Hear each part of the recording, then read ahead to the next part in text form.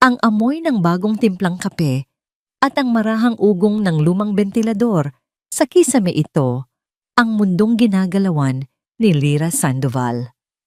Sa bawat pagpatak ng orasan, ang pamilyar na ritmong ito ang nagsisilbing musika sa kanyang mga araw. Mula sa pagbubukang liwayway hanggang sa paglubog ng araw, ang maliit na kapihan ni Elena ay hindi lang isang negosyo. Ito ay isang tahanan, isang alaala, isang dambana. Pinunasan ni Lyra ang ibabaw ng makinis, ngunit may kalumaan ng counter ang kanyang mga galaw ay sanay na halos automatiko. Isang pagod na ngiti ang sumilay sa kanyang mga labi. Ilang oras na lang at matatapos na rin ang kanyang maghapon. Sa labas ang hapon ay unti-unting nagiging gabi at ang ilaw mula sa kalsada ng kanilang bayan, ang bayan ng Tala, ay nagsisimula nang magbigay kulay sa mga salaming bintana. Hidya mukhang pagod ka, napuna ng isang malumanay na boses. Napalingon si Lyra at nakita si Aling Cora, ang kanilang kapitbahay at matalik na kaibigan ng kanyang yumaong ina. Nakaupo ito sa paborito nitong silya sa sulok, hawak ang isang tasang mainit na tsokolate. Ang mga mata nito ay puno ng pag-aalala, mga matang nakasaksi sa paglaki ni Lyra mula pagkabata. Ayos lang po, Aling Cora. Ganito naman po talaga. Pag Biyernes, sagot ni Lyra, pilit na pinapasigla ang kanyang tinig. Alam niyo na maraming dumadaan bago umuwi para sa weekend. Tumango si Aling Cora, ngunit hindi nawala ang pag-aalala sa kanyang mukha. Naaalala ko ang iyong ina, si Elena. Ganyan din siya. Kahit pagod na hindi mo makikitaan ng reklamo. Basta't nakikita niyang masaya ang mga customer niya, masaya na rin siya. Sa tuwing mababanggit ang pangalan ng kanyang ina, isang pamilyar na kirot at pangungulila ang bumabalot sa puso ni Lyra. 5 taon na mula nang pumanaw si Elena, ngunit ang presensya nito ay nananatili sa bawat sulok ng kapihan, sa mga resipe, sa mga lumang larawan na nakasabit sa pader at higit sa lahat sa pangalan mismo ng lugar. Manamana lang po siguro, mahinang sabi ni Lyra. Sumimsim si Aling Cora sa kanyang inumin bago muling magsalita. Nakita ko ang sobre kanina sa lamesa ninyo sa bahay, galing sa bangko. Biglang tumahimik si Lyra. Ang pagod sa kanyang mukha ay napalitan ng isang bahid ng pagkabalisa. Isang makapal na sobre mula sa bangko ang naghihintay sa kanya sa ibabaw ng mesa sa kanilang maliit na bahay sa likod ng kapihan. Hindi niya pa ito binubuksan, ngunit alam na niya ang bigat ng nilalaman nito. Isang paalala, isang babala. Ang bahay at lupang kinatitirikan ng kanilang buhay ay nasa bingit ng alanganin. Hindi pa po ako handang harapin yon, Aling Cora. Halos pabulong niyang pag-amin. Naiintindihan ko, Hidya. Ngunit tandaan mo, ang ina mo ay isang mandirigma. Hindi siya sumuko kailanman. At alam kong ganoon ka rin. Tinapik ni Aling Cora ang kanyang kamay. Huwag kang mag-alala, may awa ang Diyos. Ngumiti si Lyra, isang ngiting hindi umabot sa kanyang mga mata. Nagpaalam na si Aling Cora, ilang saglit pa, at naiwan siyang mag-isa sa katahimikan ng kapihan. Isinara niya ang pinto, binaliktad ang maliit na karatula sa sarado, at nagtungo sa maliit na silid sa likuran. Ito ang kanyang santuwaryo. Kung ang kapihan ay mundo ng kanyang ina, ang silid na ito ay mundo nilang dalawa. Dito nakatago ang tunay na pamana ni Elena, ang sining ng pagbuburda. Ang amoy ng kape ay napalitan ng amoy ng sinulid at lumang tela. Ang mga pader ay napapalibutan ng mga estanteng puno ng iba't ibang kulay ng sinulid, mga kahon ng karayom at mga nakarolyong tela. Sa gitna ng silid nakatayo ang isang lumang bastidor o embroidery hoop na yari sa kahoy. Nakasalang dito ang isang obra na hindi natapos. Hinaplos ni Lyra ang telang nakasalang sa bastidor. Ito ang obra maestra ni Elena, isang masalimuot na disenyo ng mga bulaklak ng gumamela na magkakaugnay ang bawat talulot ay may kakaibang detalye. Bawat tahi ay isang alaala. Bawat hibla ng sinulid ay tila may sariling kwento. Ngunit sa isang sulok, may isang bulaklak na hindi pa tapos at isang sinulid na kulay pula ang nakabitin, naghihintay ng karayom na magpapatuloy sa kanyang hantungan. Dito tumigil ang lahat. Napabuntong hininga si Lyra. Minsan naiisip niya para siyang ang obrang ito hindi tapos naghihintay.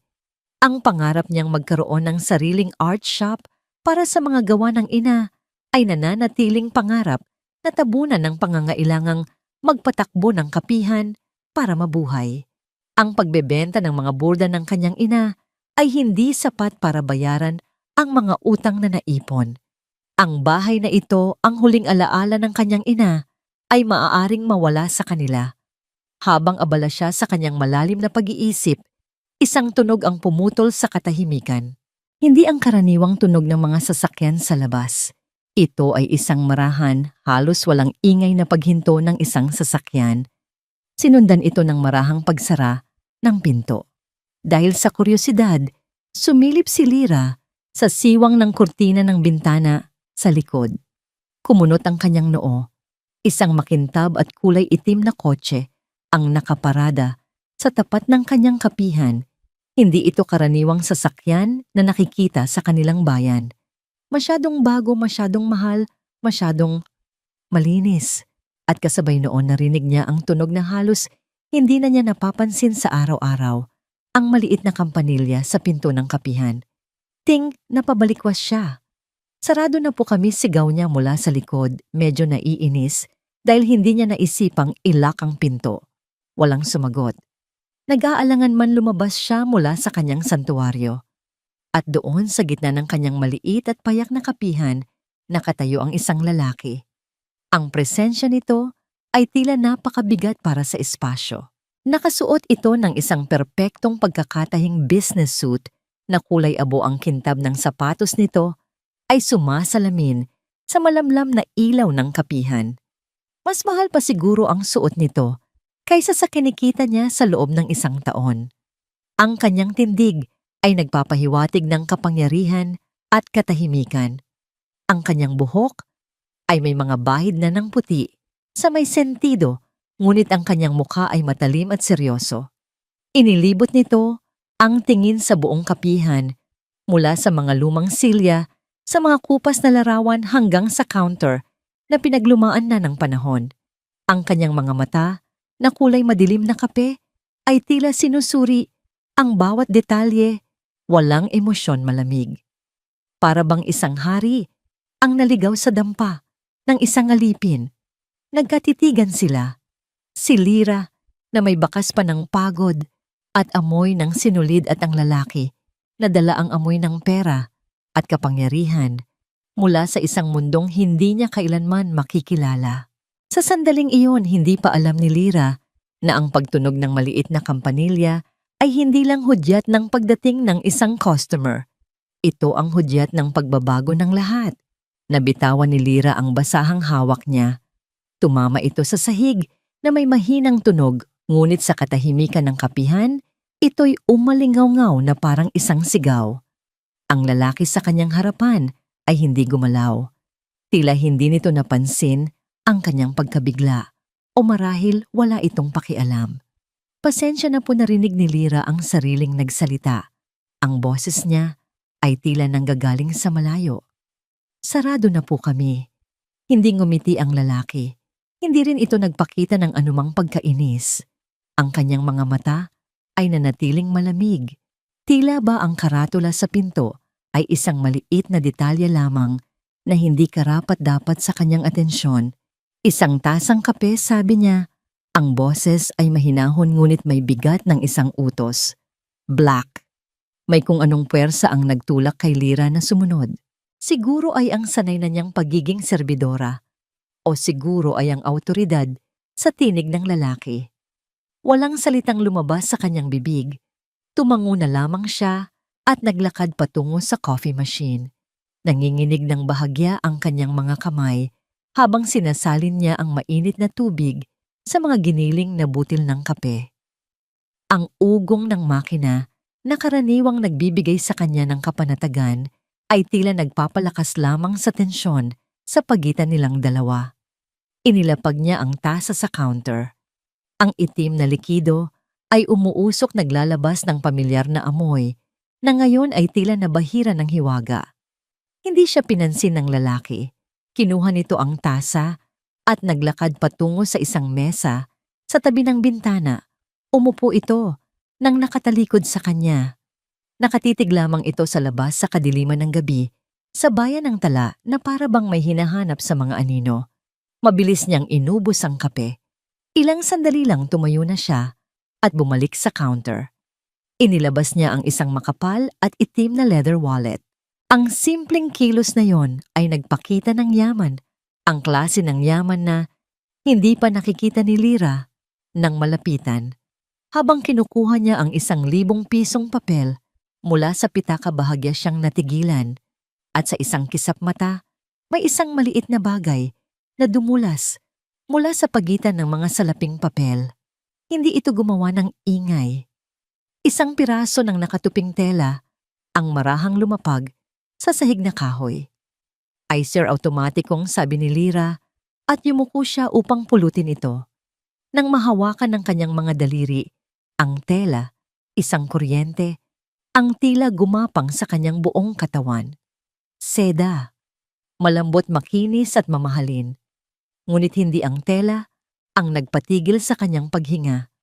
Sa isang sulok ng panyo may isang burda, isang maliit masalimuot na disenyo ng isang ibong adarna na nakadapo sa isang sanga.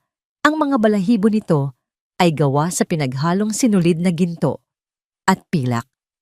Kilala niya ang bawat tahi, ang maliliit halos perpektong mga dugtong, ang paraan ng pagkakabuhol sa likod. Ito ang estilo ng kanyang ina. Walang ibang nagbuburda sa bayan ng tala na katulad ni Elena. Ang puso ni Lyra ay nagsimulang tumibok ng napakabilis na para bang gustong kumawala sa kanyang dibdib. Nakita niyang may matigas na bagay sa loob ng nakatuping panyo. Ang kanyang kuryosidad na mas malakas kaysa sa kanyang pag-aalinlangan ang nag-utos sa kanyang mga kamay na buksan ito. At doon sa loob ng panyong bordado ng kanyang ina ay isang lumang litrato. Isang maliit medyo kupas na larawan ng isang babaeng nakangiti. Ang mga matay kumikinang, sa saya ang buhok. Ay hinahangin ng bahagya. Isang babaeng mas bata, mas walang alalahanin, ngunit walang duda. Ito ang kanyang ina, si Elena. Ngunit hindi pamilyar kay Lyra ang ngiting iyon. Hindi ang ganitong klase ng saya. Ang Elena na kilala niya lalo na sa mga huling taon nito ay may ngiting laging may kasamang bakas ng pagod at kalungkutan. Ang babae sa larawan ay puno ng buhay, puno ng pangarap. Bago pa man niya masuri ng husto ang litrato, isang anino ang tumabon sa kanya. Mabilis na inangat ni Lyra ang kanyang ulo. Ang lalaki ay nakatayo na ngayon. Sa tabi niya ang kaninang malamig na ekspresyon ay napalitan ng isang bagay na hindi niya mabasa, isang pinaghalong gulat, sakit at pag-iingat. Sa unang pagkakataon, tila tunay siyang nakita nito, hindi bilang isang serbidora, kundi bilang isang tao. Ang mga mata nito ay hindi na nakatingin sa kanya, kundi sa panyo at sa litratong hawak niya. Saan niyo po ito nakuha? Tanong ni Lyra. Ang kanyang boses ay nanginginig, ngunit may diin. Hawak niya ang panyo na para bang ito ang pinakamahalagang bagay sa mundo. Ang mga labi ng lalaki ay bahagyang bumuka na, para bang may gusto siyang sabihin, ngunit agad din itong nagsara. Ang kanyang mukha ay muling naging isang blangkong maskara. Mabilis pa sa isang kisap mata, iniabot nito ang kamay at hinablot ang panyo mula sa pagkakahawak ni Lyra. Ang dulo ng kanyang mga daliri ay dumampi sa kamay ni Lyra, isang saglit na pagdikit malamig, ngunit may kakaibang kuryente. Nagkakamali ka, Mariin, Bon, ngunit mahinang sabi ng lalaki. Ang boses niya ay walang emosyon, ngunit ang higpit ng pagkakahawak niya sa panyo ay nagsasabi ng ibang kwento. Isinilid niya ang panyo pabalik sa kanyang pitaka na para bang nagtatago ng isang ebidensya. Hindi na niya tinignan si Lira. Nag-iwan siya ng isang kulubot, ngunit malutong na 1,000 pisong papel sa counter. Ang halaga ay isang insulto, isang pagtatangkang bayaran ang katahimikan. Pagkatapos tumalikod na siya at naglakad palabas. Ang bawat hakbang ay mabigat at may layunin. Sandali sigaw ni Lira ang kanyang pagkabigla ay napalitan ng nag-uumapaw na mga tanong. Hindi po kayo nagkakamali. Ang nanay ko ang nagburda niyan. Ang nanay ko ang nasa litrato. Pakiusap. Ngunit ang lalaki ay hindi lumingon. Nagpatuloy siya sa paglakad, binuksan ang pinto at lumabas sa gabing malamig. Narinig ni Lira ang marahang ugong ng makina ng kotse. Pagkatapos katahimikan, naiwan siyang nakatayo sa gitna ng kapihan, ang puso niya ay dumadagundong sa kanyang dibdib. Ang amoy ng mamahaling pabango ng lalaki ay naiwan sa hangin, isang banyagang amoy na hindi nababagay sa pamilyar na halimuyak ng kape at sinulid. Napatingin siya sa 1,000 pisong papel sa counter, pagkatapos ay sa pinto kung saan ito naglaho. Ang kanyang mundo na dating payak at pamilyar ay biglang nagkaroon ng isang malaking butas na puno ng mga tanong. Sino ang lalaking iyon? At bakit sa lahat ng tao sa mundo ay dala-dala niya ang isang piraso ng kaluluwa ng kanyang ina sa loob ng kanyang pitaka? Hindi nakatulog si Lira ng gabing iyon. Ang bawat pagpihit niya sa kama ay nagbabalik sa alaala ng mukha ng estranghero, ang lamig ng mga mata nito, at higit sa lahat, ang imahe ng kanyang ina sa kupas na litrato. Bumangon siya at naupo sa dilim yakap ang kanyang mga tuhod. Ang kapihan sa ibaba ay tahimik, ngunit ang isipan niya ay maingay puno ng mga bakit at paano. Sinubukan niyang maghanap sa internet gamit ang kanyang lumang telepono. Mayamang lalaki na may itim na kotse sa bayan ng Tala. Mamahaling business suit. Ang mga resulta ay katawa-tawa at walang katuturan. Para siyang naghahanap ng isang partikular na bituin sa isang kalawakang puno nito nang hindi alam ang pangalan o lokasyon. Wala siyang pangalan. Wala siyang kahit anong bakas maliban sa isang alaala at sa isang burda. Kinabukasan pagkatapos ng halos hindi natikmang almusal at 3 tasang matapang na kape, inilabas ni Lira ang kanyang sketchbook. Isinara niya ang kanyang mga mata at pilit inalala ang bawat detalye ng panyo, ang hibla ng ginto at pilak, ang paraan ng pagkakaburda sa mga pakpak ng ibon, ang kurbada ng sanga kung saan ito nakadapo. Gamit ang nanginginig na kamay, iginuhit niya ang simbolo ng Adarna. Hindi ito basta isang ibon. May kakaibang lagda ang bawat obra ni Elena at ang disenyong ito. Ito ay espesyal. Ngayon naiintindihan na niya. Ito ay ginawa para sa isang tao. Isinara niya ang kapihan ng mas maaga kaysa karaniwan. Kailangan niya ng kasagutan at alam niya kung sino ang unang lalapitan. Naglakad siya sa pamilyar na eskinita patungo sa bahay ni Aling Cora. Naabutan niya itong nagdidilig ng mga halaman sa kanyang munting hardin. O Lira Hija, ang aga mo yata, nagsarabatin nito na may ngiti sa labi. Ngunit nang makita ang seryosong mukha ni Lira, ang ngiti ni Aling Cora ay napalitan ng pag-aalala. May problema ba? Walang imik na iniabot ni Lira ang sketchbook. Aling Cora, pamilyar po ba sa inyo ang disenyong ito? Tinitigan ni Aling Cora ang drawing. Hinaplos nito ang papel na para bang hinahaplos ang mismong burda. Walang duda, bulong nito. Kamay ito ng nanay mo. Isa ito sa mga pinakamagaling niyang gawa kung hindi ako nagkakamali. Matagal na panahon na. May pinagbigyan po ba si mama nito? Tanong ni Lira. Hindi na makapaghintay. Napabuntong hininga si Aling Cora at inanyayahan si Lira na maupo sa kanilang maliit na beranda. Nagtimpla ito ng tsa. Sa loob ng ilang sandali, tila nag-aatubili itong magsalita. Lira panimula nito maingat na pinipili ang mga salita. Ang ina mo ay isang babaeng puno ng pagmamahal, ngunit marami rin siyang pinagdaan ng sakit. Bago ka pa man isilang may isang panahon sa buhay niya na umibig siya ng husto. Nakikinig lang si Lyra, ang kanyang puso ay kalmado ngunit nagbabantay. Isang binatang taga Maynila, pagpapatuloy ni Aling Cora, ang mga mata ay nakatanaw sa malayo na para bang binabalikan ang nakaraan. Mayaman, mula sa isang malaking pamilya. Dito siya sa bayan ng Tala, nagbabakasyon tuwing tag-init. Sila ng nanay mo, hindi sila mapaghiwalay. Nakita ko kung paano kumislap ang mga mata ni Elena sa tuwing kasama niya ang lalaking iyon. Ipinangako ng lalaki na babalikan niya si Elena. Aayusin lang daw niya ang mga bagay-bagay sa pamilya niya dahil tutol sila sa isang babaeng simple at taga-probinsya. Isang malamig na pakiramdam ang gumapang sa likod ni Lyra. Pero hindi na siya bumalik malungkot na sabi ni Aling Cora. At ang iyong ina, kahit kailan, ay hindi na nagsalita tungkol sa kanya. Ibinuhos niya ang lahat ng kanyang oras at pagmamahal sa pagbuburda. At sa iyo nang dumating ka, nanikip ang dibdib ni Lyra. Ang lalaki po bang ito? Siya po ba ang...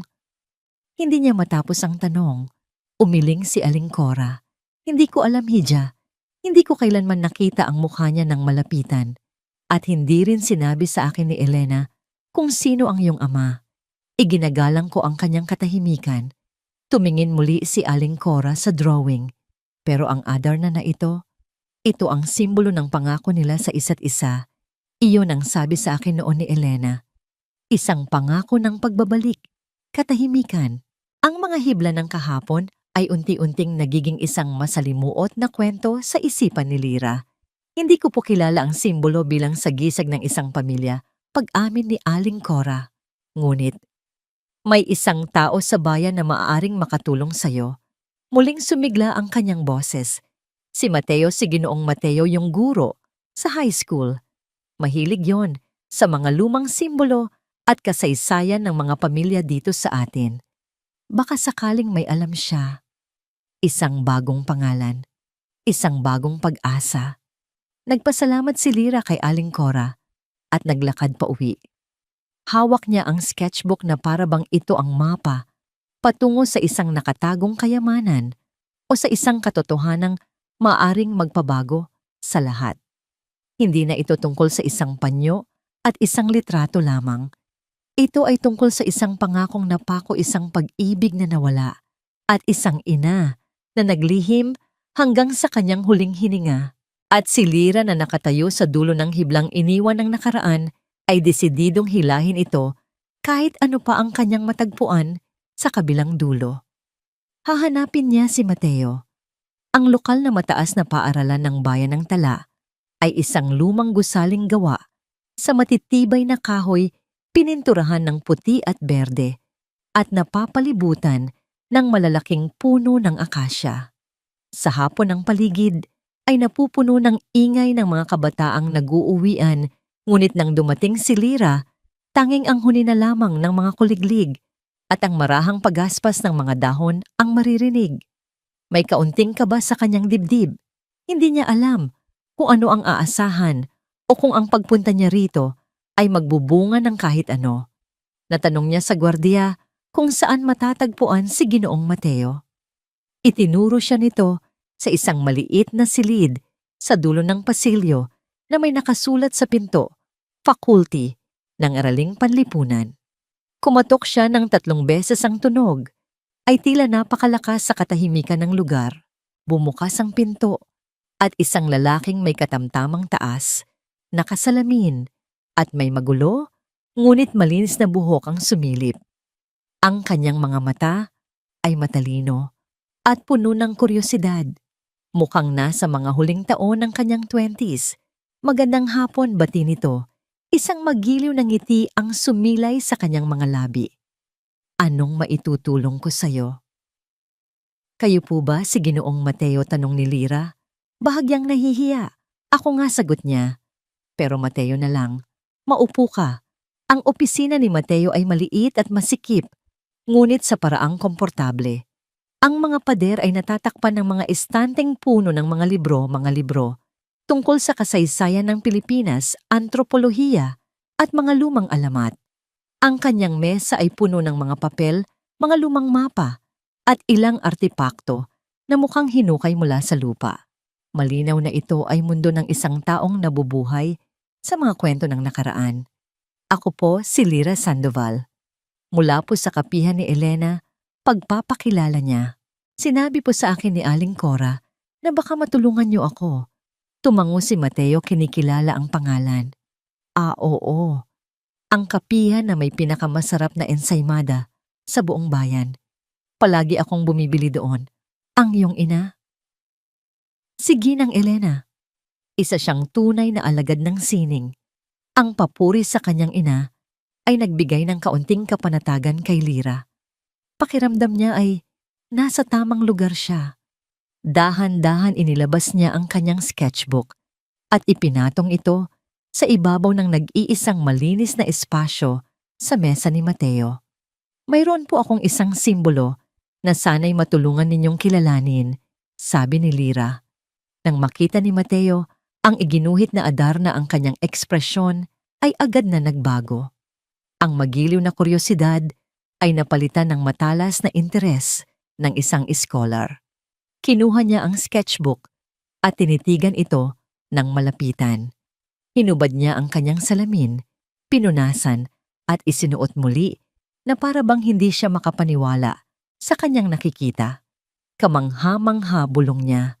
Ang detalye, ang pagkakagawa. Kahit sa drawing lang kitang-kita ang galing ng kamay na gumawa nito. Ito ba ay bordaopo? Gawa po ng nanay ko, sagot ni Lyra. Ang boses niya ay halos hindi marinig. Kahanga-hanga ulit ni Mateo. Pero hindi lang yun. Ang simbolo mismo, ito ay hindi basta isang Adarna. Itinuro niya ang isang maliit, halos hindi mapapansing detalye sa sanga, kung saan nakadapo ang ibon, isang maliit na I. At ang estilo ng pagkakadisenyo sa mga pakpak, parang pamilyar. Tumayo si Mateo at lumapit sa isa sa kanyang mga estante. Kumuha siya ng isang makapal at mabigat na libro na nababalutan ng alikabok. Ang pamagat ay nakasulat sa ginto, ngunit kupas na mga sagisag at ang kanisang pag-aaral sa mga insignia ng mga pamilyang ilustrado sa Pilipinas. Maingat niyang binuklat ang mga pahina, ang bawat isa ay marupok at naninilaw na. Si Lyra na naman ay nakaupo sa gilid ng kanyang upuan. Ang mga kamay ay magkahawak ng mahigpit sa kanyang kandungan. Ang bawat segundong lumilipas ay parang isang oras. Huminto si Mateo sa isang pahina. Heto na, sabi niya, ang kanyang tinig ay may halong pananabik. Lumapit si Lyra. Sa pahina may isang litrato ng isang lumang bandila o watawat. At sa gitna nito, naroon ang simbolo, isang Adarna na nakadapo sa sanga, halos kaparehong-kapareho ng iginuhit niya maliban sa ilang maliliit na pagkakaiba. Sa ilalim ng larawan, may nakasulat na paliwanag, ang sagisag ng pamilya Elizalde. Isa sa mga pinakamatanda at pinakamakapangyarihang angkan sa larangan ng agrikultura at kalakalan mula pa noong panahon ng Espanyol. Ang Adarna ay sumisimbolo sa kanilang kakayahang makabangon mula sa anumang pagsubok, muling pagsilang, habang ang letrang E ay kumakatawan sa kanilang pangalan. Ang partikular na disenyong ito ay ang kanilang lumang sagisag na hindi na gaanong ginagamit ngayon. Elizalde. Ang pangalan ay umalingaw-ngaw sa isipan ni Lyra.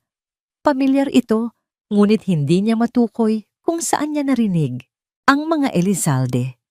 Pagpapatuloy ni Mateo na para bang nagbabasa ng isang epiko. Ang kanilang kapangyarihan ngayon ay wala na sa agrikultura.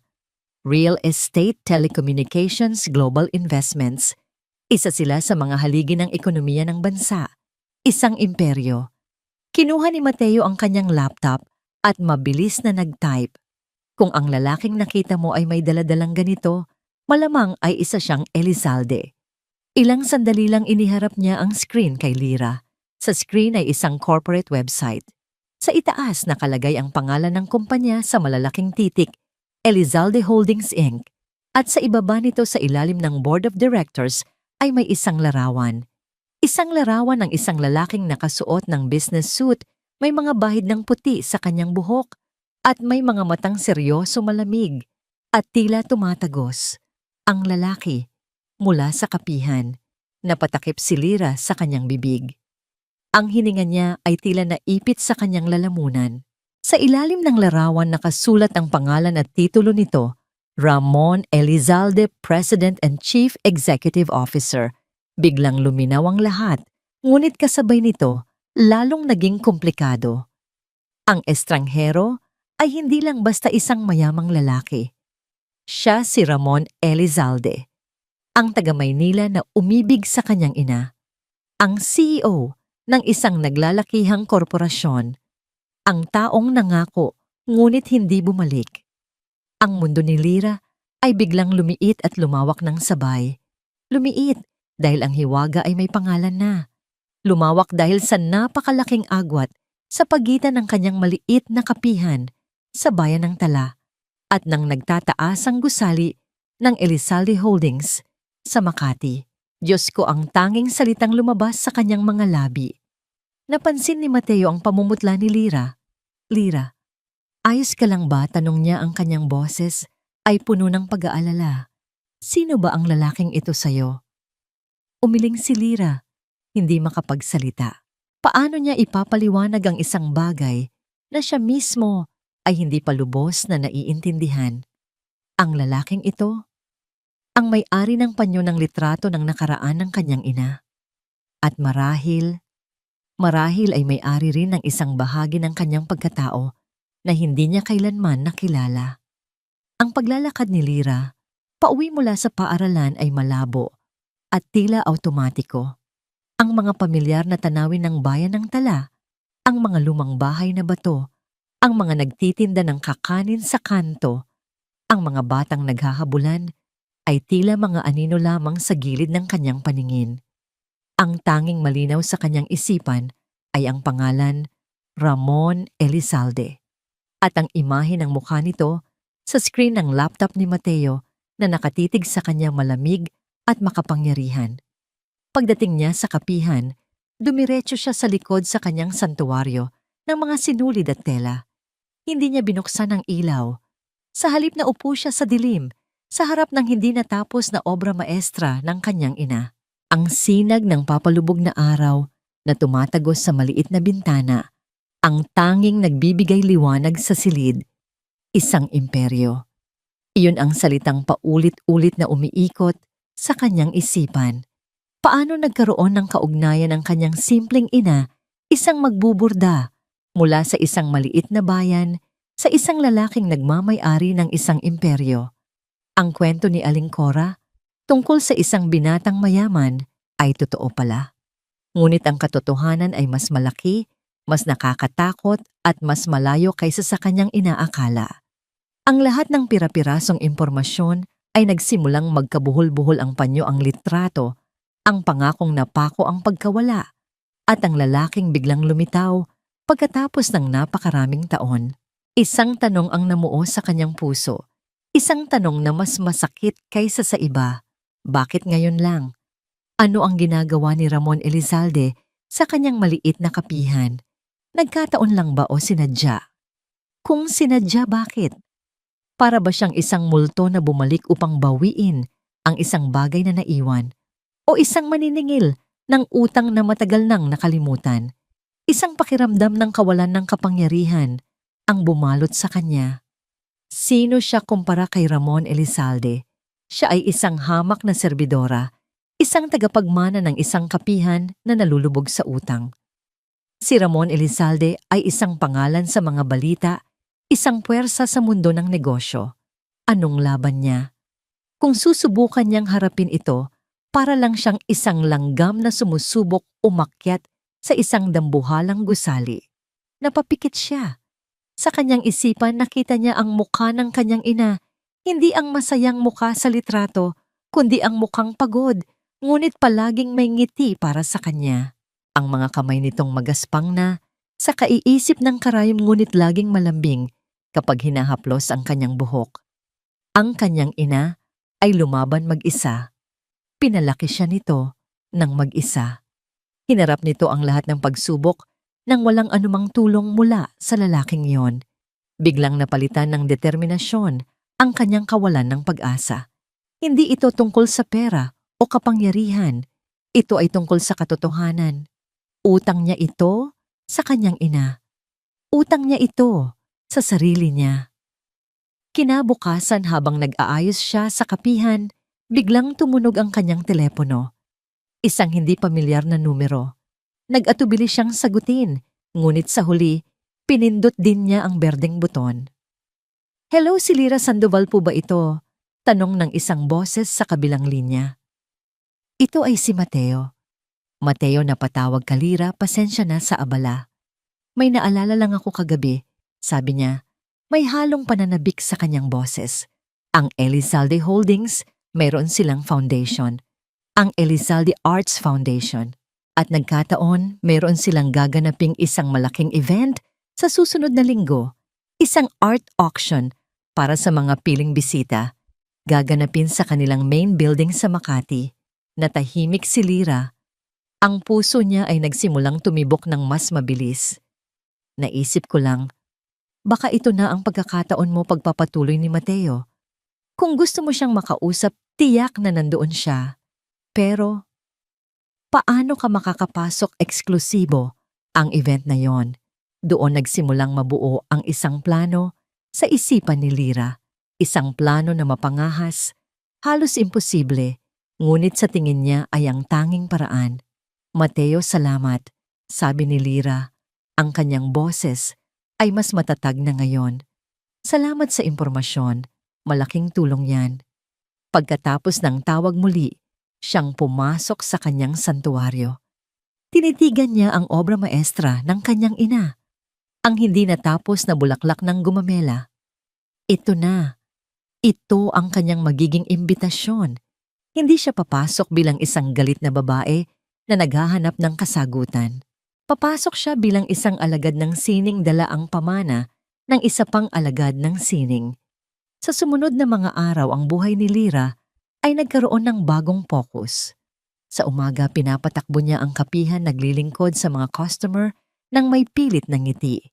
Ngunit sa gabi, kapag ang bayan ng tala ay natutulog na, siya ay nagiging ang anak ni Elena Sandoval.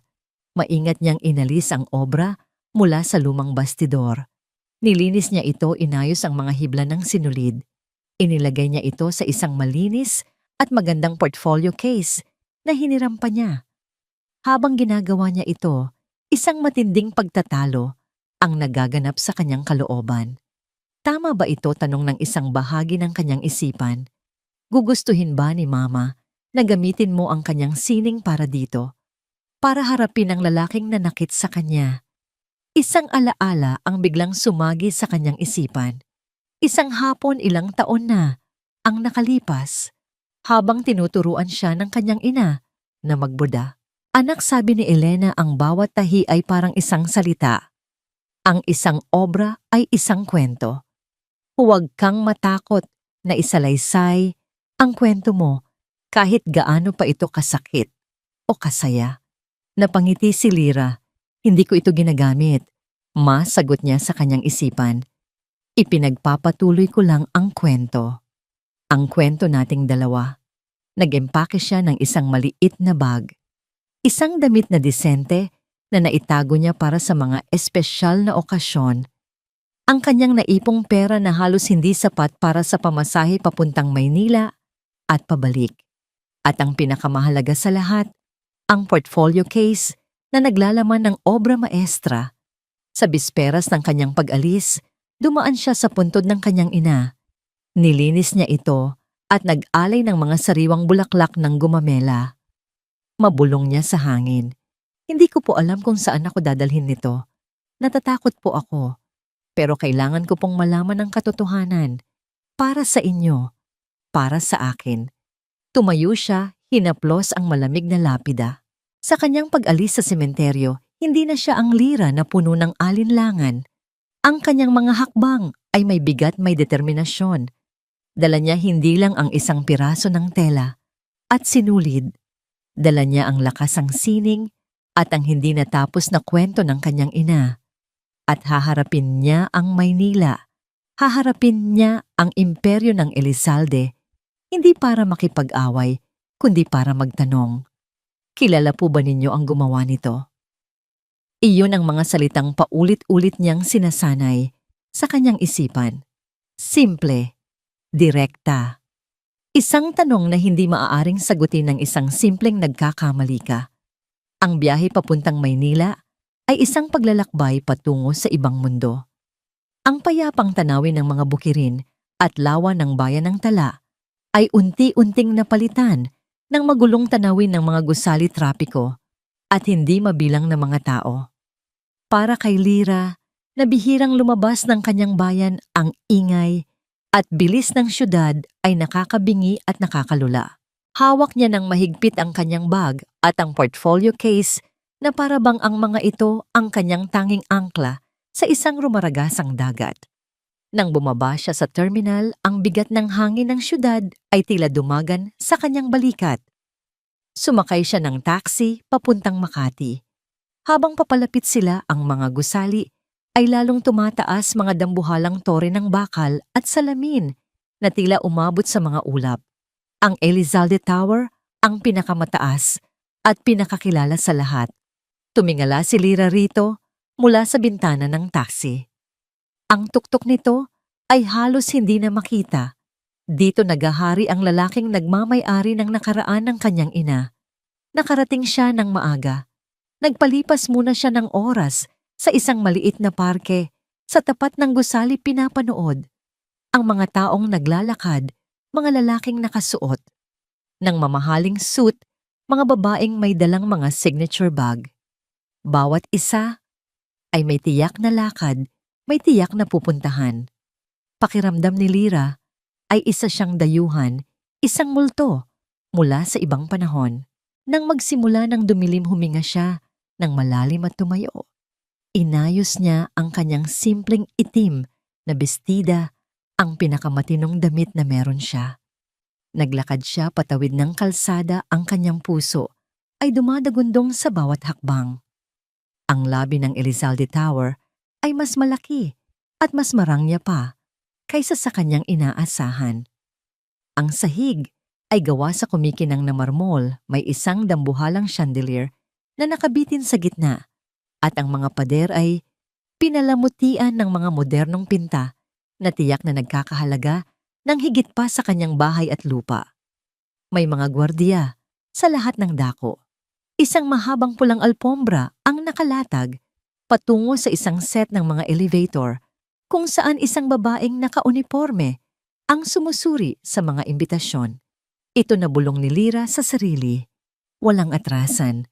Naglakad siya ng may kumpiyansang hiniram niya mula sa alaala ng kanyang ina.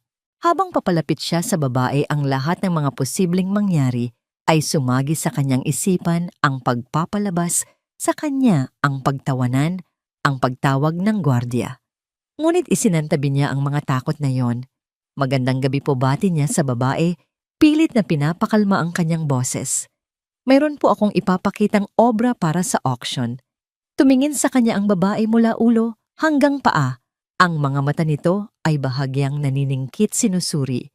Ang kanyang simpleng pananamit na halatang hindi nababagay sa karangyaan ng lugar. Nasa listahan po ba kayo ng mga artist?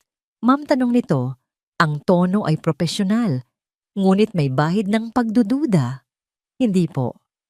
Ngunit sinabihan po ako na maaaring magustuhan ni Ginoong Elizalde ang gawaing ito. Isang pambihirang sining ng pagbuburda mula sa bayan ng Tala. Maingat niyang binuksan ang portfolio case at bahagyang ipinakita ang isang sulok ng obra maestra, isang kumpol ng mga bulaklak na gumamela na kumikinang sa ilalim ng ilaw ng chandelier. Ang mata ng babae ay napako sa borda. Bilang isang taong nagtatrabaho para sa isang arts foundation, meron siyang kaalaman sa sining. Nakita niya ang pambihirang kalidad, ang masalimuot na detalye, ang buhay sa bawat tahi. Ang kanyang profesional na maskara ay bahagyang gumuho. Nag-atubili siya. Sandali lang po. Kinuha niya ang kanyang earpiece at may ibinulong. Ilang saglit pa, isang lalaking nakasuot ng barong ang lumapit. Ito ang event organizer. Muling ipinaliwanag ni Lyra ang kanyang sadya. Tinitigan din ng lalaki ang obra. Pagkatapos ng ilang minutong tila walang katapusan, tumango ito. Sige, maari kayong maghintay sa lounge area. Susubukan kong ipakita ito sa tamang tao, sabi ng lalaki kinuha ang portfolio case mula sa kanya. Pumayag si Lyra. Dinala siya sa isang mas maliit, mas pribadong silid na puno ng mga plush na sofa. Nag-iisa siya doon. Ang bawat minutong lumilipas ay parang isang pagsubok. Inisip niyang tumakas, umuwi na lang, at kalimutan ng lahat. Ngunit ang imahe ng kanyang ina, ang nagpapalakas sa kanyang loob. Pagkatapos ng halos kalahating oras, bumalik ang event organizer. Ngunit sa pagkakataong ito, hindi na ito nag-iisa. Sa likod nito nakatayo si Ramon Elizalde. Nakatayo si Lyra na parang napako sa kanyang kinatatayuan. Sa personal, mas matangkad ito at mas nakakatakot ang presensya. Ang mga mata nitong kulay madilim na kape ay nakatutok sa kanya. Ito ang mga matang nakita niya sa kapihan. Nang magsalita si Ramon, ang kanyang boses ay tila yumanig sa buong silid. Sino ka? Hindi niya sinagot ang tanong. Sa halip sa isang iglap ng tapang na hindi niya alam kung saan nanggaling siya ang nagtanong. Ang mga salitang paulit-ulit niyang sinanay. Magandang gabi po, Ginong Elizalde, sabi niya. Ang kanyang tinig ay nanginginig ngunit malinaw. Lumapit siya, kinuha ang obra mula sa organizer at buong pagmamalaking ipinakita ito sa kanya. Ang pangalan ko po ay Lyra Sandoval. At ang tanong ko po ay, kilala po ba ninyo kung sino ang gumawa nito? Hinawakan ni Ramon ang obra. Ang kanyang mga daliri, na sanay humawak ng mga kontrata at ballpen, ay marahang dumampi sa mga sinulid na tinahi ng mga kamay ni Elena. Tinitigan niya ito ng matagal. Ang kanyang mukha na laging tila isang matigas na bato ay biglang nagpakita ng isang siwang.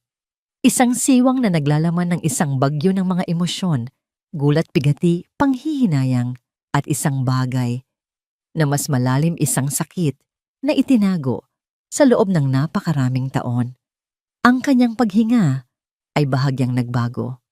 Sa isang saglit sa gitna ng sining at karangyaan, nakita ni Lyra ang tunay na Ramon Elizalde. Hindi ang CEO, hindi ang bilyonaryo, kundi ang lalaking nakakilala sa kanyang ina. Inangat niya ang kanyang tingin mula sa obra at tumitig kay Lyra. Ang lamig sa kanyang mga mata ay nawala na palitan ng isang matinding kalungkutan. Nakilala niya ang mga mata ni Lyra. Ang hugis nito, ang kulay. Ito ay ang mga mata ni Elena. Mag-usap tayo, sabi ni Ramon, ang kanyang boses ay halos pabulong na. Hindi dito. Nag-utos siya sa kanyang personal na katulong. Sumenyas ito kay Lyra na sumunod. Iniwan nila ang ingay ng party at naglakad sa isang tahimik na pasilyo patungo sa isang pribadong elevator. Habang paakyat ang elevator, walang nagsasalita. Tanging ang marahang ugong ng makina ang maririnig. Si Lyra, na hawak pa rin ang obra maestra, ay nakatingin sa kanyang refleksyon sa salaming pinto. Si Ramon naman ay nakatingin sa kanya. Sa unang pagkakataon, ang katahimikan sa pagitan nila ay hindi na puno ng tensyon, kundi ng bigat ng mga taon na nawala. Nakarating sila sa pinakatuktok, sa opisina ng CEO. Ang simula ng pagbubunyag ng katotohanan. Ang opisina ni Ramon Elizalde ay hindi isang opisina. Ito ay isang kaharian sa ulap. Mula sa sahig hanggang sa kisame, ang mga bintana ay nag-aalok ng isang nakamamanghang tanawin ng kumikinang na syudad sa ibaba. Ang mga gusali ay parang mga munting hiyas na nakakalat sa isang madilim na tela. Ang kasangkapan ay moderno at minimalist, bawat isa ay tila pinili upang ipahiwatig ang kapangyarihan at yaman ng hindi nagsasalita. Sa isang sulok nakatayo ang isang malaking teleskopyo na nakatutok sa kalangitan.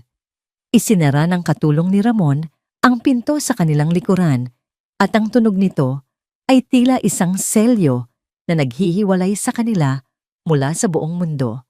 Naiwan silang dalawa ni Lyra sa malawak at tahimik na espasyo. Inilapag ni Ramon ang obra maestra sa kanyang malaking mesa na gawa sa maitim na kahoy. Hinaplos niya itong muli ang kanyang mga daliri ay marahang sinusundan ang bawat tahi ng gumamela. Sa ilalim ng matatalim na ilaw ng opisina, ang obra ay tila mas lalong nabuhay. Hindi niya ito tinapos bulong ni Ramon, halos para sa sarili niya. Iniwan niya po yan noong araw na nagkasakit siya, sagot ni Lyra. Ang boses niya ay matatag, kahit pa ang kanyang mga tuhod ay nanginginig. Hindi na niya nagawang ipagpatuloy. Humarap si Ramon sa kanya. Ang maskara ng CEO ay tuluyan ng nawala. Ang nakikita ni Lyra ngayon ay isang lalaking mas matanda, mas pagod at may malalim na kalungkutan sa kanyang mga mata. Bakit ka narito, Lyra? Tanong niya. Ang pagbigkas sa kanyang pangalan ay tila pamilyar at banyaga sa parehong oras. Paano mo ako nahanap? Ang panyo, simpleng sagot ni Lyra. At ang borda, ang lagda niya ay hindi maipagkakamali. Isang mapait na ngiti ang sumilay sa mga labi ni Ramon. Ang panyo. Itinago ko yon sa loob ng 25 taon. Sa lahat ng lugar na napuntahan ko, palagi ko yung dala. At sa isang iglap, sa isang maliit na kapihan sa bayan ng Tala, nawala ko ito. At ikaw ang nakapulot. Tila siya nakikipag-usap sa tadhana. At ngayon dala mo ito. Muli niyang tinuro ang obra, ang sining niya, ang kaluluwa niya. Kilala niyo po ang nanay ko, diin ni Lyra. Hindi ito isang tanong kundi isang pagpapatunay. Tumango si Ramon. Lumayo siya sa mesa at lumapit sa dambuhalang bintana. Tinitingnan ang syudad sa ibaba, na para bang ito ang saksi sa kanyang kwento. Oo, Lyra. Kilala ko ang iyong ina. Higit pa sa pagkakakilala. Huminga siya ng malalim. Minahal ko si Elena. Ang 4 na salitang iyon ay tumama kay Lyra na parang isang malaking alon. Kahit inaasahan na niya ang marinig ito, mula mismo sa bibig ng lalaki ay may ibang bigat. Ang lahat ng galit na inipon niya ay tila pansamantalang natabunan ng isang matinding kirot. Kung minahal niyo po siya, halos pabulong na, sabi ni Lyra. Bakit niyo siya iniwan? Nanatiling nakatalikod si Ramon. Ang kanyang mga balikat ay tila bumigat. Dahil duwag ako, pag-amin niya ang boses ay puno ng pait. Dahil mas pinili ko ang pangalang ito. Itinuro niya ang nakaukit na Elizalde sa kanyang mesa. Mas pinili ko ang yaman ng kapangyarihan, ang kinabukasang itinakda para sa akin. Nagsimula siyang magkwento. Ang kwento ng isang binatang tagapagmana na umibig sa isang simpleng babae mula sa probinsya. Isang pag-iibigan na namumukaadkad tuwing tag-init lihim at puno ng pangarap. Ngunit ang bawat pag-ibig ay may katotohanang kinakaharap. Ang ama ko, pagpapatuloy ni Ramon, ay isang taong hindi tumatanggap ng hindi bilang sagot. Para sa kanya ang pamilya ay isang negosyo at ang kasal ay isang merger. Si Elena, hindi siya parte ng plano. Nang malaman niya ang tungkol sa amin, binigyan niya ako ng isang pagpipilian. Humarap siyang muli kay Lyra. Si Elena, o ang lahat ng ito? Ang mana, ang kumpanya, ang pangalan. Kung pipiliin ko siya, itatakwil niya ako. Mawawala sa akin ang lahat. Wala akong maibibigay sa kanya, kundi ang aking sarili. Napuno ng pagkasuklam ang puso ni Lyra. Ang lahat ng kalungkutan na naramdaman niya kanina ay nagalab at naging galit. Kaya iniwan niyo siya, sabi niya. Ang bawat salita ay may diin at puno ng panunumbat. Iniwan niyo siya dahil sa pera. Hindi umimik si Ramon, isang tahimik na pag-amin sa akusasyon. Akala ko noon, iyon nun ang tamang gawin, mahinang sabi niya. Akala ko, kapag nakuha ko na ang kontrol sa kumpanya, kapag matatag na ako, babalikan ko siya. Aayusin ko ang lahat. Patutunayan ko sa ama ko na nagkamali siya. Akala ko, May oras pa ako. Isang malamig at mapaklang tawa ang kumawala sa bibig ni Lyra. Oras. Habang nagpapayaman kayo at nagpapatatag ng imperyo ninyo ang nanay ko, nag-iisa siyang lumalaban sa buhay. Naghihirap. Nagtatrabaho araw at gabi para lang may makain kami. Nagbuburda siya hanggang sa manlabo ang kanyang mga mata para lang mapag-aral ako. At ni minsan ni isang beses, hindi niya kayo binanggit dahil sa sakit, dahil sa kahihiyan. Ang bawat salita ni Lyra ay parang isang punyal na tumutusok sa dibdib ni Ramon. Nakita niya ang sakit sa mga mata nito, isang sakit na totoo at hindi pagkukunwari. Bumalik ako, Lyra, sabi ni Ramon. Ang boses niya ay basag. Pagkalipas ng 2 taon, bumalik ako. Ngunit wala na siya. Wala nang nakakaalam kung nasaan siya. Lumipat na raw sila ng bahay. Nagtanong ako, naghanap. Pero para siyang isang bula na naglaho. Dahil ayaw na niyang masaktan sigaw ni Lyra, hindi na napigilan ang kanyang emosyon. Ang mga luha ay nagsimula nang mamuo sa kanyang mga mata. Ayaw na niyang umasa. At mabuti na lang, ginawa niya yon dahil hindi niya kayo kailangan, hindi kanya kailangan. Ang bigat ng katahimikan na sumunod ay nakakabingi. Ang katotohanang hinanap ni Lyra ay nasa harapan na niya at mas masakit ito, mas brutal kaysa sa kanyang inasahan. Ang kanyang ina ay hindi lang iniwan. Siya ay ipinagpalit. Ipinagpalit sa mga gusali, sa mga numero sa stock market, sa presyo ng isang pangalan. Tumalikod si Lyra.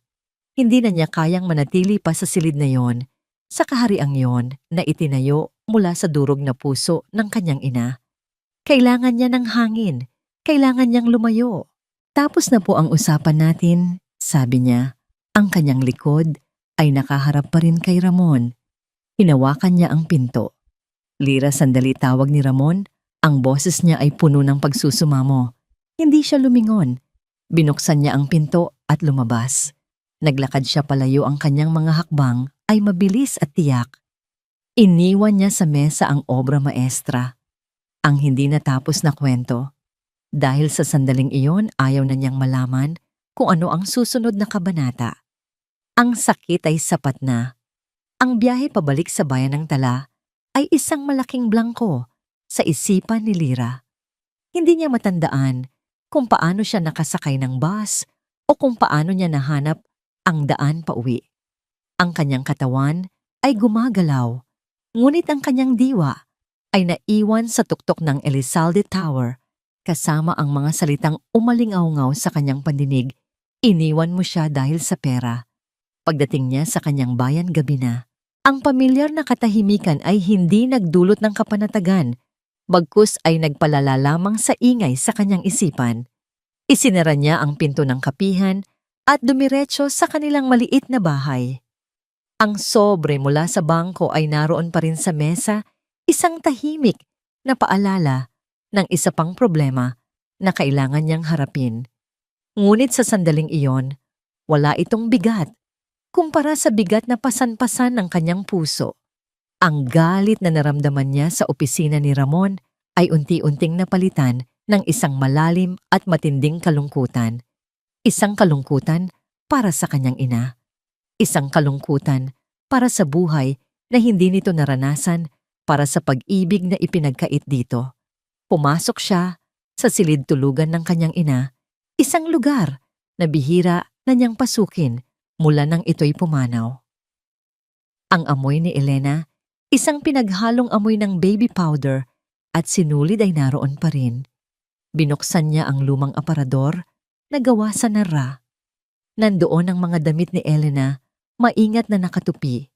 Sa ilalim nandoon ang isang baul, ang baul ng mga alaala. Binuksan niya ito. Sa loob ay mga lumang litrato ni Lyra, noong bata pa, mga report card mula sa eskwela, mga unang drawing, mga bagay na itinago ng isang mapagmahaliin na mariina. Ngunit hindi iyon ang hinahanap niya. Kailangan niya ng isang bagay na mas malalim, isang sagot, isang paliwanag. Sinimulan niyang halungkatin ang mga nilalaman. Sa ilalim ng mga litrato, may mga tumpok ng mga lumang liham, ngunit lahat ay mula sa mga kamag-anak. May mga lumang resibo, mga medical certificate. Walang kahit anong bakas ng isang Ramon Elizalde. Tila binura na siya ng tuluyan ni Elena sa kanyang buhay. Habang hinahalungkat niya ang ilalim ng baul, ang kanyang mga daliri ay nakaramdam ng isang bagay na matigas at kakaiba.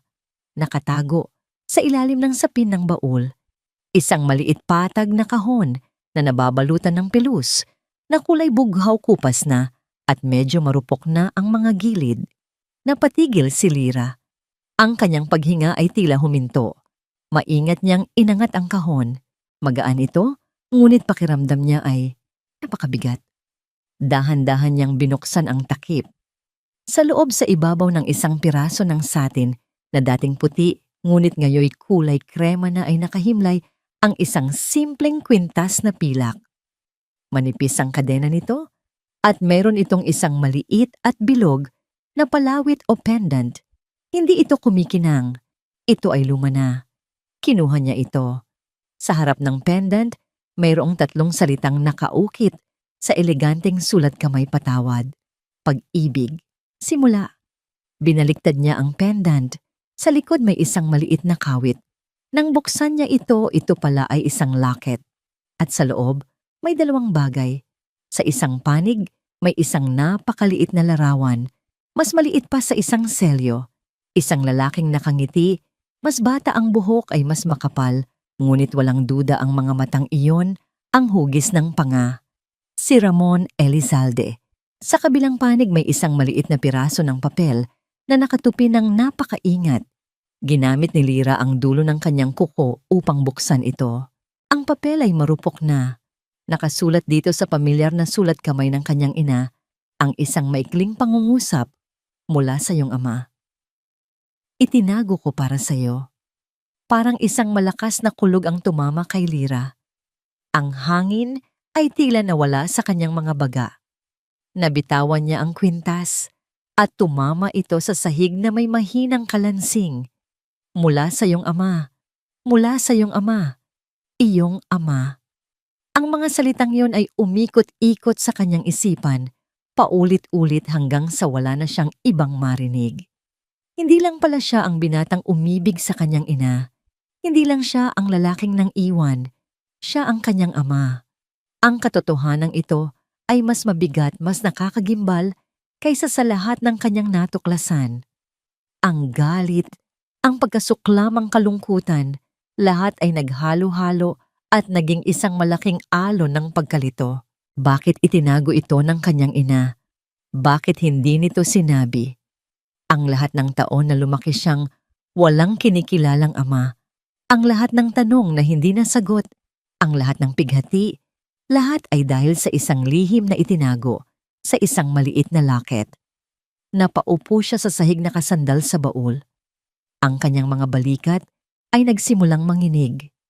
At sa kauna-unahang pagkakataon, mula nang magsimula ang lahat ng ito, umiyak siya. Hindi isang tahimik na pagluha kundi isang hagulgol na puno ng sakit ng galit ng pangungulila para sa isang katotohanang ngayon niya lang nalaman. Ang lalaking kinamumuhian niya sa loob ng nakalipas na mga araw. Ang lalaking isinumpa niya sa kanyang isipan. Ang lalaking sumira sa puso ng kanyang ina. Iyon pala ang sarili niyang ama. Pinulot niya ang kwintas mula sa sahig. Hinawakan niya ito ng mahigpit. Patawad, pag-ibig, simula. Ang mga salita ay mayroon ng bagong kahulugan. Mas malalim, mas masakit. Hindi ito ang katotohanang hinahanap niya, ngunit ito ang katotohanang ibinigay sa kanya. At ngayon, kailangan niyang magpasya kung ano ang gagawin dito. Ang isip niya ay sumisigaw ng huwag ngunit. Ang kwintas sa kanyang kamay, ang huling habilin ng kanyang ina, ay tila nagsasabi ng ibang bagay. Isang bagong simula. Ngunit paano ka magsisimula kung ang umpisa pa lang ay wasak na? Ang sikat ng araw kinabukasan ay tila isang insulto para kay Lyra. Paano nagagawang sumikat ng araw na para bang walang nangyari, na para bang ang kanyang buong mundo ay hindi gumuho kagabi. Hindi niya binuksan ang kapihan. Sa halip na upo lang siya sa kanyang kusina. Hawak ang kwintas, tinititigan ito hanggang sa makabisado niya ang bawat gasgas at bawat kurba. Ang galit niya ay hindi nawala. Sa katunayan, nag-iba lang ito ng anyo. Hindi na ito galit sa isang estranghero. Ito ay isang mas personal, mas malalim na galit. Galit sa isang amang hindi niya nakilala. Galit sa isang inang naglihim. At galit sa sarili niya dahil sa pagkalito.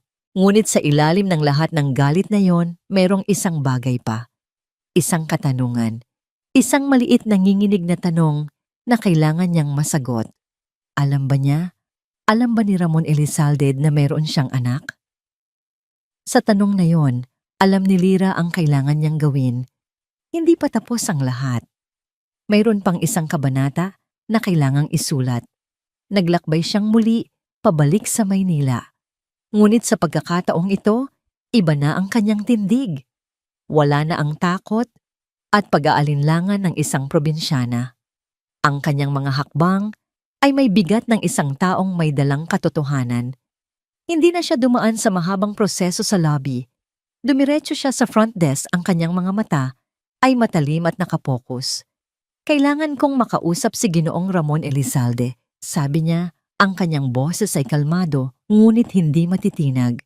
Sabihin ninyo narito, si Lyra Sandoval. Mahalaga ito. Ang receptionist na marahil ay natatandaan siya mula sa event, ay tila may sasabihin na tungkol sa appointment, ngunit may nakita ito sa mga mata ni Lyra na nagpatigil dito. Sa halip kinuha nito ang telepono. Ilang saglit lang ang personal na katulong ni Ramon ang bumaba. Para sunduin siya. Walang tanong, walang pag-uusisa. Dinala siya nito pabalik sa pribadong elevator, pabalik sa kaharian sa ulap. Naabutan niya si Ramon na nakatayo sa tabi ng bintana, sa parehong lugar kung saan niya ito huling nakita. Lumingon ito nang marinig siyang pumasok. Nang makita siya nito, isang bahid ng gulat at pag-asa ang dumaan sa mukha nito. Marahil ay inaasahan nitong bumalik siya para sa obra maestra.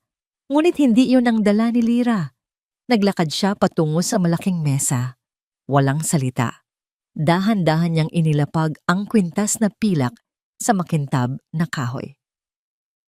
Ang maliit na bagay na yon ay tila may sariling bigat sa gitna ng malawak na mesa. Kumunot ang noo ni Ramon. Lumapit siya sa mesa at tinitigan ang kwintas. At sa isang iglap ang lahat ng kulay ay nawala sa kanyang mukha. Kinilala niya ito. Saan? Ang simula niya, ang kanyang boses ay tila naipit. Sa baul ng mga alaala ni Mama, sagot ni Lyra, ang kanyang mga braso ay nakakrus sa kanyang dibdib. Nakatago. Naghihintay. Ipaliwanag niyo to. Dahan-dahang iniangat ni Ramon ang kanyang kamay na para bang natatakot hawakan ang kwintas. Ang kanyang mga daliri ay nanginginig. Itinago niya ito.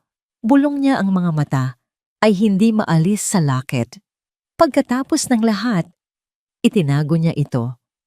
Hindi lang niya itinago, mariing sabi ni Lyra, ang kanyang boses ay nagsimulang manginig sa pinipigilang emosyon. Inilaan niya ito para sa akin. May kasama itong sulat.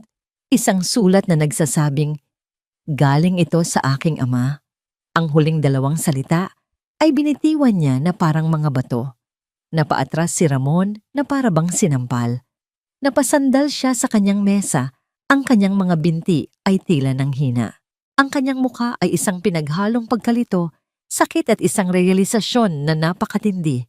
Tumingin siya kay Lyra, ngunit sa pagkakataong ito, hindi bilang anak ni Elena, kundi bilang kanyang anak. Ano halos hindi marinig na tanong niya. Huwag kayong magkunwari, sigaw ni Lyra. Ang lahat ng kanyang kontrol ay biglang gumuho.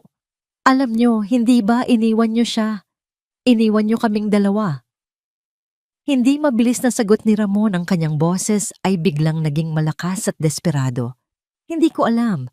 Lyra, maniwala ka. Hindi ko alam. Kinusot niya ang kanyang sentido, ang kanyang isip ay tila naguguluhan. Hindi ko alam nabuntis siya. Tinitigan siya ni Lyra, hinahanap ang anumang bakas ng kasinungalingan. Ngunit wala siyang makita. Ang nakikita niya lang ay isang lalaking nawawasak sa kanyang harapan.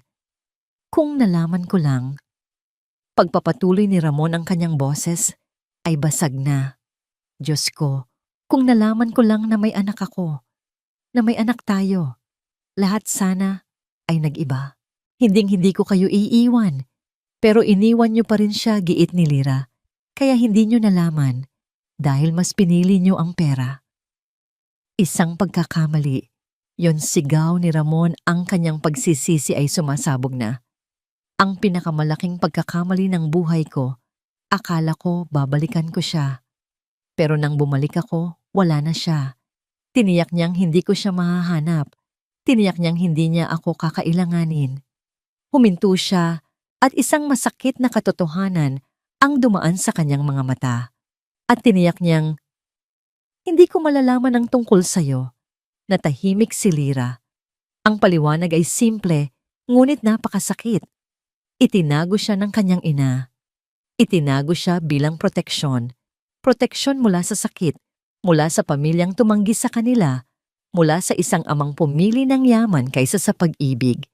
Pinoprotektahan ka niya. Sa akin sabi ni Ramon na para bang binabasa ang isip ni Lyra. Ang mga salitang iyon ay puno ng sakit. Ang bigat ng katotohanan iyon ay dumagan kay Lyra. Ang galit niya ay nagsimulang humupa, napalitan ng isang pag-unawa na masakit. Ang kanyang ina ay gumawa ng isang desisyon. Isang desisyon na sa tingin nito ay para sa kanyang ikabubuti. Sa unang pagkakataon, nakita ni Lyra ang buong larawan. Isang kwento, hindi lang ng pag-iwan, kundi ng pagtatago. Hindi lang ng kaduwagan, kundi ng proteksyon. Isang trahedya ng mga maling desisyon at mga lihim na itinago. Dahil sa pagmamahal, tumingin siya sa lalaking nasa harapan niya. Ang CEO ng Elizalde Holdings, ang bilyonaryo, at ngayon ang kanyang ama. Isang ama na hindi alam na mayroon siyang anak. Isang ama na nawalan ng pagkakataong makilala siya. Ang silid ay napuno ng katahimikan. Isang katahimikan na hindi na dahil sa tensyon, kundi sa bigat ng 25 taon na nawala sa isang iglap. Isang nakaraan na hindi na maibabalik. At isang hinaharap na ngayon ay isang malaking blangkong pahina. Ang pag-alis ni Lyra sa Elizalde Tower sa pangalawang pagkakataon ay ibang-iba sa una. Wala na ang nag-aalab na galit. Wala na ang matinding pagnanasang manumbat. Ang naiwan ay isang malalim na kakapanghinang pagod. Isang pagod na hindi pisikal, kundi emosyonal. Ang katotohanan ay isang mabigat na pasanin at pakiramdam niya ay pasan niya ang bigat ng buhay ng 3 tao, ang sa kanya, ang sa kanyang ina, at ang sa lalaking ngayon niya lang nakilala bilang ama. Sa halip na umuwi kaagad sa bayan ng Tala, naglakad-lakad siya sa isang parke sa Makati. Naupo siya sa isang bangko sa ilalim ng isang puno. Pinapanood ang mga taong dumadaan, ngunit hindi niya talaga sila nakikita. Ang kanyang isipan ay nasa malayong lugar, sinusubukang pagtagpi-tagpiin ang mga punit-punit na bahagi ng kanyang pagkatao. Ang kanyang ama, si Ramon Elizalde, isang katotohanang mahirap lunukin. Hindi niya alam kung ano ang dapat maramdaman. Paano mo kamumuhian ang isang taong hindi man lang alam na nag-e-exist ka? Paano mo siya patatawarin kung ang kasalanan niya ay hindi ang pag-abandona sa'yo, kundi ang pag-abandona sa iyong ina na naging dahilan ng lahat? Ang isip niya ay bumalik sa kanyang ina. Ngayon, naiintindihan na niya ang kalungkutan sa mga mata nito. Hindi lang ito kalungkutan dahil sa kahirapan, kundi kalungkutan dahil sa isang lihim na dinala nito hanggang kamatayan. Isang desisyon na ginawa nito para protektahan siya, ngunit sa proseso, ipinagkait din sa kanya ang isang bahagi ng kanyang pagkatao. Ano ba ang tama? Mabulong niya sa hangin. Ang itago ako o ang ipaalam sa kanya, walang sagot. Tanging ang marahang ihip ng hangin at ang ugong ng syudad. Nanatili siya roon hanggang sa magsimulang kumalat ang kulay kahel na sinag ng dapit hapon sa kalangitan. Doon sa gitna ng pag-iisa at pag-iisip isang desisyon ang nabuo sa kanyang puso. Ang kwentong ito ay hindi lamang tungkol kay Ramon Elizalde. Hindi rin ito tungkol sa paghihiganti o pagpapatawad. Ito ay tungkol sa kanyang ina. Ito ay tungkol kay Elena Sandoval. At ang pinakamagandang paraan para parangalan ang kanyang ina ay hindi ang pag-focus sa sakit na idinulot ng nakaraan, kundi ang pagdiwang sa ganda ng manang iniwan nito ang kanyang sining. Pag-uwi niya sa bayan ng Tala, isang bagong enerhiya ang dumaloy sa kanyang pagkatao. Binuksan niya ang kapihan kinabukasan, ngunit mayroon ng ibang kislap sa kanyang mga mata. Bawat tasa ng kape na kanyang inihahanda, bawat ngiti na ibinibigay niya sa mga customer ay mayroon ng bagong layunin. Pagkatapos ng kanyang trabaho sa kapihan, dumiretso siya kay Aling Cora at ikinuwento ang lahat. Ang matanda ay nakinig, nang walang paghuhusga ang mga mata ay puno ng pag-unawa at awa. Isang mabigat na pasaninhidya, sabi ni Aling Cora, hinahaplos ang kanyang likod. Ngunit ang ina mo, kilala ko siya. Ano man ang kanyang naging desisyon, ginawa niya iyon dahil sa pagmamahal. Pagkatapos nilapitan niya si Mateo, ikinuwento rin niya ang mga pangyayari, bagamat hindi na gaanong detalyado. May gusto akong gawin, sabi ni Lira kay Mateo. Ang kanyang boses ay puno ng determinasyon. Gusto kong magkaroon ng isang maliit na exhibit para sa mga gawa ni Mama dito lang sa bayan natin. Para makita ng lahat ang galing niya. Para maalala siya hindi dahil sa kalungkutan, kundi dahil sa sining na nilikha niya. Ang mga mata ni Mateo ay nagliwanag. Isang napakagandang ideya, Lira. Iyan ang pinakamagandang parangal na maibibigay mo sa kanya. At nagsimula ang kanilang paghahanda. Ang maliit na proyekto ay naging isang proyektong pang-komunidad. Si Mateo, gamit ang kanyang koneksyon sa lokal na pamahalaan, ay nakuha ang libreng paggamit ng bulwagan ng bayan. Si Aling Cora at ang iba pang mga matatandang kaibigan ni Elena ay tumulong sa paglilinis at pag-aayos ng mga obra. Kinuha ni Lira ang lahat ng natapos na burda ng kanyang ina, mula sa baul, mga panyo, mga mantel, mga punda, ng unan at mga obrang naka-frame. Habang inaayos niya ang mga gawa, isang pakiramdam ng kapayapaan ang bumalot sa kanya.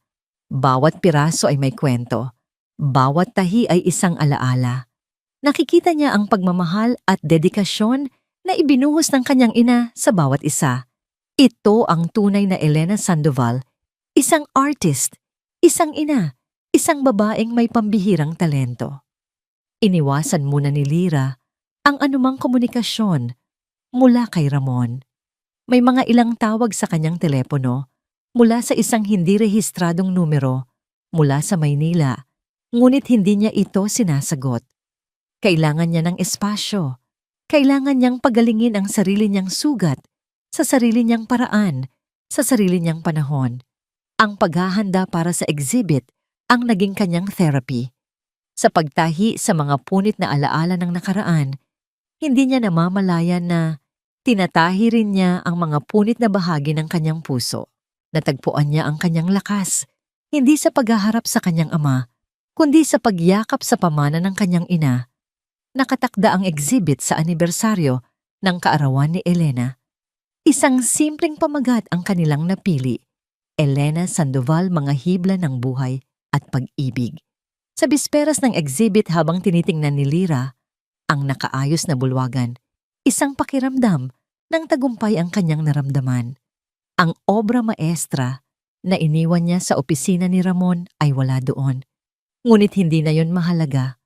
Ang mahalaga ay ang mga obrang narito, ang mga kwentong handa ng ibahagi sa mundo. Hinawakan niya ang kwintas na nakasabit sa kanyang leeg. Patawad, pag-ibig, simula. Marahil ito na ang simula. Ang simula ng pagpapatawad sa kanyang ina sa paglilihim nito. Ang simula ng pag-ibig sa kanyang sarili at sa pamanang iniwan sa kanya. At ang simula ng isang bagong kabanata kung saan siya na ang may hawak ng karayom at sinulid ng kanyang kwento. Ang araw ng exhibit ay dumating na may kasamang magaan na ulan sa umaga na nag-iwan ng amoy ng basang lupa at sariwang hangin sa buong bayan ng Tala. Para kay Lira ito ay tila isang basbas mula sa langit, isang paglilinis bago ang isang mahalagang kaganapan. Ang bulwagan ng bayan ay simple, ngunit pinalamutian ng may pagmamahal. Ang mga obra ni Elena ay nakasabit sa mga puting panel, bawat isa ay may sariling ilaw na nagbibigay diin sa masalimuot na detalye ng bawat tahi. Dumating ang mga tagabayan, mga kaibigan, mga dating customer ng kapihan, mga kapitbahay, at maging ang mga estudyante ni Mateo. Ang bulwagan ay napuno ng mga bulungan ng paghanga. Marami sa kanila ang nakakakilala kay Elena bilang ang mabait na may-ari ng kapihan, ngunit ngayon lang nila nakita ang lalim ng kanyang talento. Hindi ko akalain na ganito kagaling ang nanay mo, Lira, sabi ng isang matandang customer habang tinititigan ng isang burda ng mga sampagita. Ito ay sining na pangmuseo. Nakatayo si Lira sa isang sulok kasama si Aling Cora at si Mateo, pinapanood ang lahat. Isang ngiti ang nakapinta sa kanyang mga labi, isang tunay payapang ngiti. Ang kanyang puso ay puno ng pasasalamat at pagmamalaki. Ito ang parangal na nararapat para sa kanyang ina. Habang abala ang lahat, isang tahimik na lalaking nakasuot ng simpleng polo shirt at slacks ang pumasok sa bulwagan. Hindi ito si Ramon. Ito ay ang kanyang personal na katulong. Dala nito ang isang patag na kahon na nakabalot sa simpleng brown paper at isang sobre. Lumapit ito kay Lira ng may paggalang. Pinapabigay po ni Ginoong Elizalde, sabi nito sa mahinang boses, iniabot ang sobre. At ito po. Inilapag nito ang kahon sa isang mesa.